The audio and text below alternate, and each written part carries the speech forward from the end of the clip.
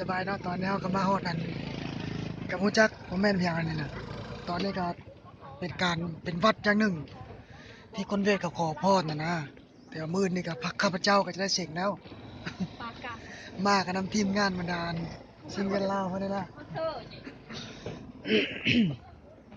เอาไข่เราจะได้อันปักธูปให้ลุมพี่ขึ้นฮอดเทิงเลย แต่บ่รู้จักว่าความสูงของ เห็นแต่เส้นบ่ฟ้าถึงความสูงของอันนี้จักเท่าใดนะ อันนี้ก็คือธูปมันเวลาจะขึ้นเนาะแต่บ่รู้จักอันนี้เนี่ยผู้สาวเพิ่นนี่อันนี้ก็บรรดาอันนี้ก็บรรดาผู้สาวเพิ่นที่มาเห็นก่อนน่ะเพิ่นฮู้ทาง มา เพิ่น เฮียน พา ก่อนมาเฮียนก่อน มาเฮียนก่อนนั่นแหละไปวันนี้เฮาก็ได้ลุยเนาะเนาะเป็นบรรดานักศึกษาลาวคนลาวเพิ่นนั่นแหละมานำบรรดาหมู่ครูนี่แหละก็ค่อนข้างจะขิวควันทูบแล้วนึงตอนนี้อันทางทีมงานของพวกเราก็จะได้นบแล้วเนาะตอนนี้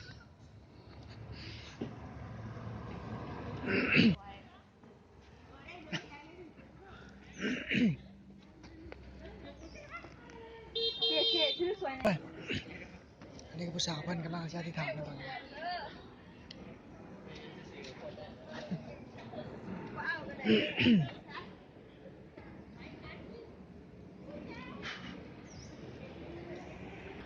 อันนี้กาฮู้แล้วว่าแม่นเพียงเพราะว่ามันเป็นวัดบ่เป็นหยังมันเป็นวัด มัน บ่ เป็น หยัง วัด นี่เพิ่งมานะ มาเจ้าแม่กุนอิน โอ้เขาเจ้าว่าเป็นวัดของเจ้าแม่กวนอิมแล้วก็เป็นบ่อนที่หนึ่งที่ศักดิ์สิทธิ์ที่สุดของห้วยเลยว่ะแต่อันนี้ก็ยังบ่เคยมาเทื่อดอกมันเป็นครั้งทวิตนี่ครับสิได้ขึ้นเทิงเบิ่งว่าเทิงมีหยังแน่เขาเจ้าว่ามีรูปปั้นเจ้าแม่กวนอิมที่สูงๆถึงหมดนะตอนนี้ข้าพเจ้าก็จะได้ขอพรเนาะสิขอพรอย่างดีว่ะปักนี่เนาะนอกนึงเนาะปักอันนี้คือการปักธูปอะนะจะได้ปักขึ้นไปฮอดสูงๆพุ่นแหละโอ้ยสุดยอดเลยขี้คร้านขนาดนั้นต้องมีคำว่าขี้คร้านปักขนาดนั้นรู้สึกว่าปักกับมันจะยากๆนิดนึงเนาะเฮ้ยกว่าสิขึ้นได้ แต่ละขั้นจะได้ทุบจุบมืออย่างเห็นเอาดิดดาดได้จะนิดๆโอ้ต้องใช้เวลาเนาะเราต้องปักไวๆเนาะเพื่อที่ให้มันทันมือทันคู่นะ เออปักห่างๆบ่ได้บ่เนาะบอกปักห่างๆบ่ได้บ่ ได้ที่การตั้งมาปะ เขาเอิ้นว่าปักห่างๆมันสิเป็นนั่นกระมูลจักว่า ปักหันหางพ่อเดี๋ยวได้มืออื่นเซ็ง สิ้นมือหลังเจ้าแม่กวนอิม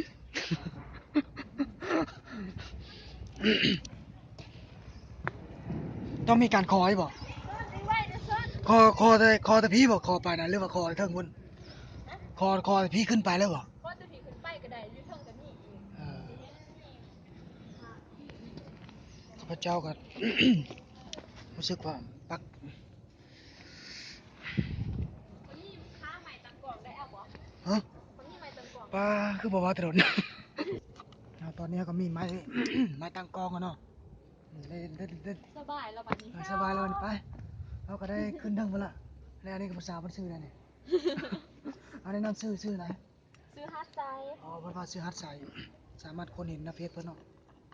เราซื้อฮัดใส่ ขึ้นเฟซหายในเด้อ ขึ้นเฟซให้แน่มื้อละสิอันเอาขึ้นเลยเนาะ เป็นการปักธูปแบบกิโลเลยก็บ่เข้าใจความหมายมันได้อันเวลาปักธูปเพิ่นว่าเนี่ย เฮาอยากอธิษฐานยังเฮาก็บอกเอาเลยนะ ตอนเฮาปักนี่ อืม โอ้ บอกไปเลยโหลดบอกเลยคือก็ละอีต้นละหายเฮากัน ประมาณบ่ ภาษาบ้านเขาเอิ้นโพนนะ แบบเขาเอิ้นว่าบ้าบ่นั่นน่ะ บ่มาดูตัวนั้นบ้าแบบเขาขอคุณ โอ้แบบขอบ่มีกรรมเนาะบ่มีกรรมมี ข เว อ ร ให้สูงใส่สูงดี โอ้ประมาณนั้นลองไปสัมภาษณ์เบิ่งผู้ขึ้นทางหน้าไปก่อนกันเด้อ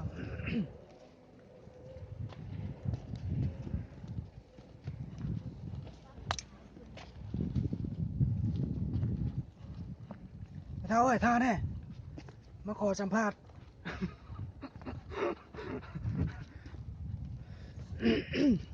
เขาชื่อว่า รู้สึกว่าสูงพอสมควรนั่นไงเนาะ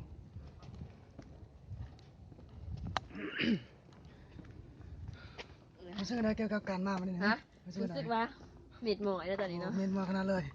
เม็ดหมอย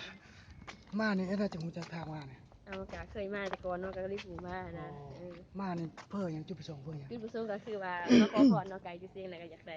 ใกล้ อั เสีย น ง นี้ เล อั ย นนี้ นะ นะ แล้วมื่นก้อยเสียงใช่ไหมนะต้องขอพรเหรอ มาขอพรนั่นแหละ ขอ พรแล้ว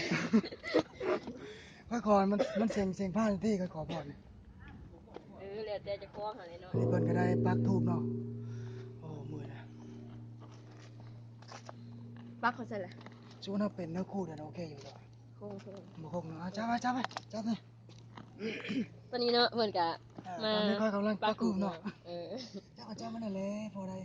มีน้ำมีตาเขาตอนปักก็นั่นนี่นั่นแหละ ตอนนี้ก็อยู่เทิงเนาะผุนเทิงสุดแหละ ยังไม่ตอนปักเลยนะแล้วถ้าผมยังต้องบอกอธิบายว่า อธิษฐานนี่ติก่อนป้าอธิษฐาน ผมจะบนปักตอนนี้เนาะ นี่บนปักนี่ ปักไม่ อธิษฐานอธิษฐานก่อนปัก อธิบายปักเหรอรู้สึกว่าปักกระดานมันก็อธิบายจักอันนี้ก็ได้มาปักเนาะแต่ก็จะได้ความหมายว่า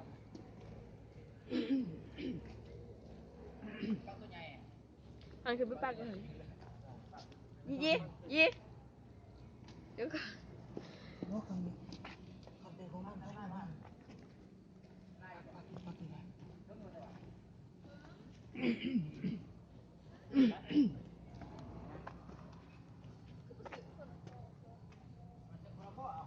จะแม่กดินมาเนี่ยนะไม่ทำนะจะแม่กดิน ชื่อ ยูเซอร์มันก็เป็นบอลเจ้าแม่กดินอยู่เนาะอันนี้ก็เป็นได้ว่าเราพูดจักกันนะคนนี้เพิ่งกระนกไปแล้วถูกเจ้าแม่กดินขอให้ลูกเขาน้อยใหญ่ไวเด้อขอให้เขาน้อยนั้นใหญ่ไวอ้าวอันนี้คือแต่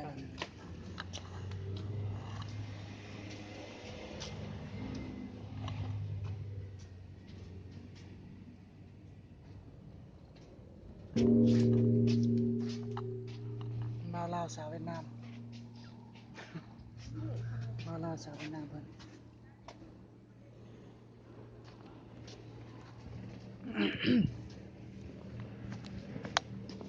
ตักขึ้นทำไมคนนี้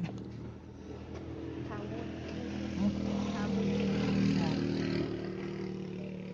ยาว ก็มือซิเราจะมา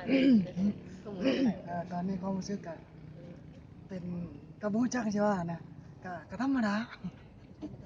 ธรรมดาแต่ตื่นเต้นนิดนึงที่มีผู้สาวคนงามหลายคนที่มาอันเดียวนะแม่บอกมาอันเดียวนะมาอันกันบอกภาษาบ้านค่อยเอิ้นมาอันเดียวก็ได้มาอันกันก็ได้ มาเล่นเพลงเดียว รถคันเดียวจะหน้าบ้านกัน เนี่ยชื่ออะไรจัง 10 ดีเนาะตอนนี้เนาะ เจ้ามีเฟซบ่สามารถอันบอกให้อันผู้บ่าวก็ได้เลยคันว่ายังโสดบ่ให้ผู้บ่าวติดต่อเอิ้น บอสนี่จะคล้องเลยเนาะก็บ่อยากให้เผยแพร่เฟซบุ๊ก อ๋ เนาะ ออันนี้ก็ โอ้ยหาย คนไทยมันซึ้งเนาะมันว่ามันมีเจ้าของแล้วบ่เยอะอันเพิ่นแค่ร้ายนะอันนี้ยังโสดเนาะตอนนี้เนาะยังโสดเนาะยังบ่มีเจ้าของเนาะกำลังอธิษฐานหาผู้สาวแล้วนี่ โอเคติอธิษฐานหาผู้สาวก็ได้ติ ได้ห้าเมียก็ได้นะ อยู่ในผู้สาวก็ว่าเอาเลยแหละ จะได้คนงามทุกคนขี่ไรก็ว่าเอาเลยนะตอนนี้นะเพราะว่ามาหอดบอลจุดนี่นะ จุดนี้ ขอ นะ พรนี่ก็ได้ ขอได้เนาะจะขอให้จบภายใน 2-3 มื้อก็ได้บ่เนาะ อันนั้นเห็นว่าจะคล้องออกเอง ชวนจะขอให้จบ 2-3 มื้อนี่ได้บ่เนาะ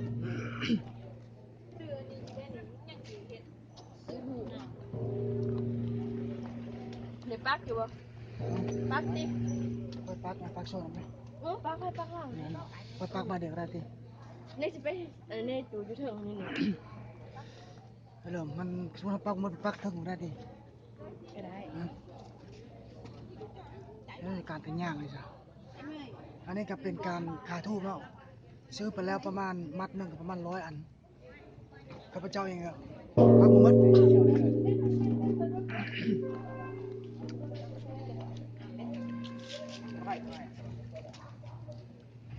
เอาอยู่ไหนก็มีกันมีขั้นมันตัวไหน ไป ซื้อไม่บ่กระเพาะ มันเหม็น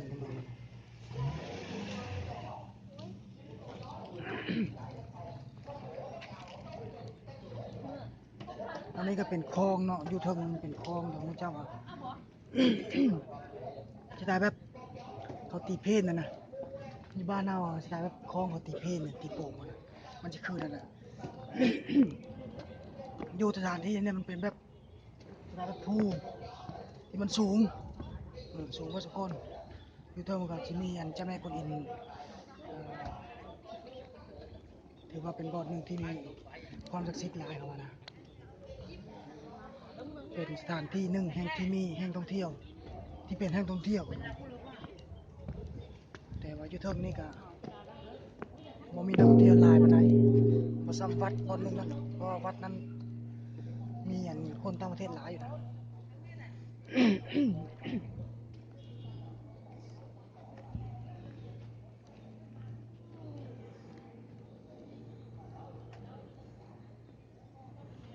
พระเจ้าว่าห้ามมัน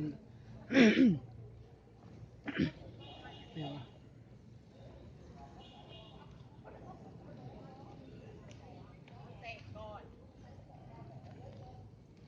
โอ้ยอยู่เทิงมันก็มีอันบ้าวลาวเนาะบ้าวลาวสาวลาวก็มีหลาย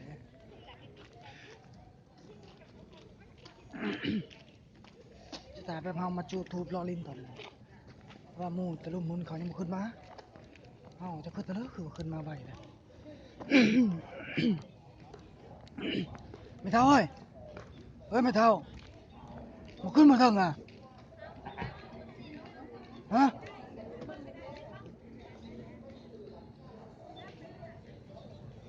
มันต้องมีการปักธูปตอนนี้เนาะลองปักดูก่อนนี่มาปักเพิ่นจะปักตามฮีตของประเพณีเพราะว่าขอพรว่า ขอพรในสิ่งใดเห็นเก่งสิ่งใดขอผู้สาวก็ได้ก็แบบอันนี้มึงผู้สาวขอคือข้าพเจ้ายังไม่มีผู้สาวเลยสิขอ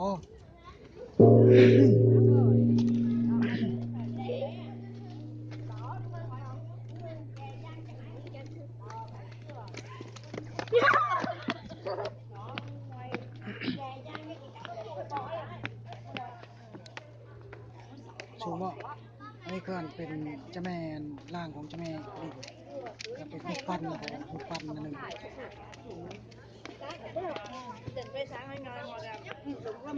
เบาเบาเล่าวอยู่ตามนี้ก็มีหลายคนคนนะ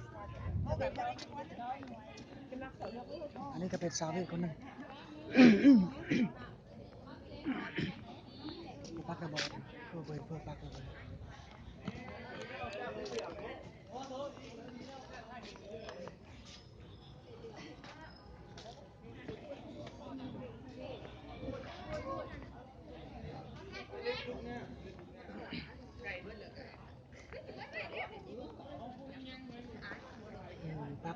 ปักเท่าไรอันนี้หมดเลยโอ้สูงนะสูงพอสมควรเป็นร่างของเจ้าแม่กลิ่นเป็นรูปปั้นมันร่าง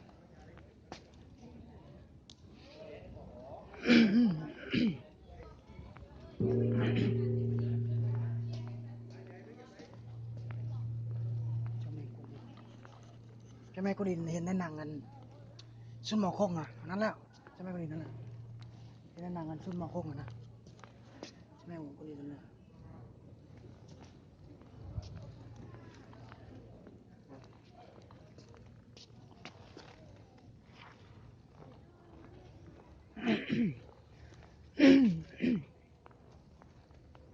อยู่ทางในคุณกาสิมีแบบประทังซ้ำจังอะนะก็จะเข้าไปอยู่แต่ยันเขาจับโลกาเขาบ่เคยมาแน่เพราะว่ามีหูปประทังซ้ำจังอยู่ในจังว่าเป็นสถานที่ซุนหมอคงอยู่นะมูจัก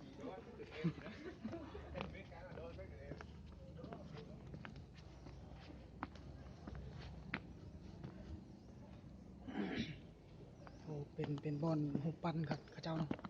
มันเป็นหูปปั้นเป็นหูภาพของพระถังจำจังเพิ่นที่สถิตอยู่ในอันบ่นี่เนาะ กายพุ่นกับมูเจ้าก็ไปทางนั้นเลย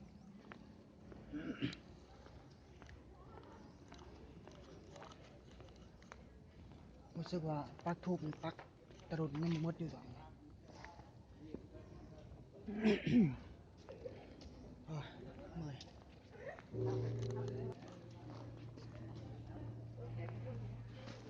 ปักจ้าปักทูบจ้าปักอ้อมเลยเนี่ยปักไปปักมาเอาแล้วเขาเฮ็ดแตะพุ่นเด้อเขาเลยเอานโมตัสสะตะพุ่นแล้วเขาเนาะคนนี้เขาพาเฮ็ดนโมตัสสะตะพุ่นแล้วเขาไปปักอ้อมมันจนหมดเลย ทูบน้ำมือนู่นเขาเฮ็ดแตะพุ่นเขาเนาะ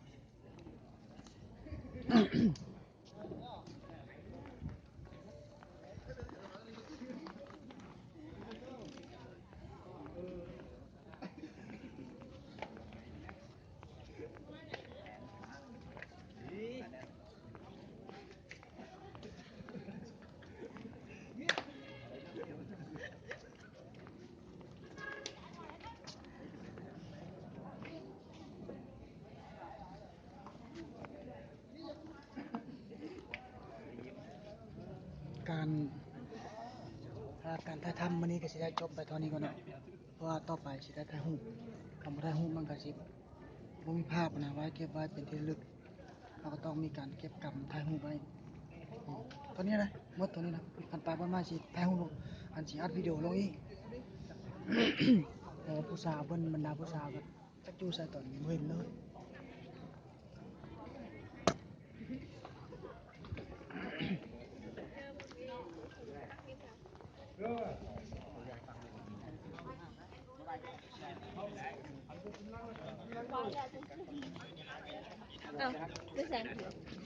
จะพาบ่เห็นแล้วเนาะโอ้พางตาพางนี่ ถูกไหมเมื่อแล้วถูกปักไปปักสิ เอาบ่ปักโซ่เลยเมื่อนั้นไม่เมื่อนั้นเอาปักโซ่ได้ไหม เจ้าจี้คงจะกับปักให้มันเมื่อคน บ่ได้เฮ็ดแต่นั้นบ่ได้เฮ็ดแต่นั้น เดี๋ยวก็โน้มเดี๋ยวก็นิทานเลยนะเดี๋ยว ต้องมีการปักก่อนเพิ่นว่าไปปักที่นั่นดูอันพูนใหญ่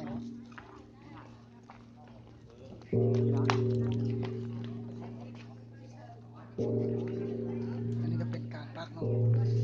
ปักแบบคนเป็นตะยานเลยคือว่าเตาไฟพอสมีเสือปัก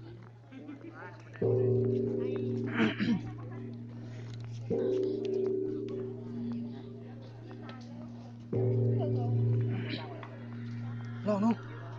ลองไปทางนู้นนู่นน่ะ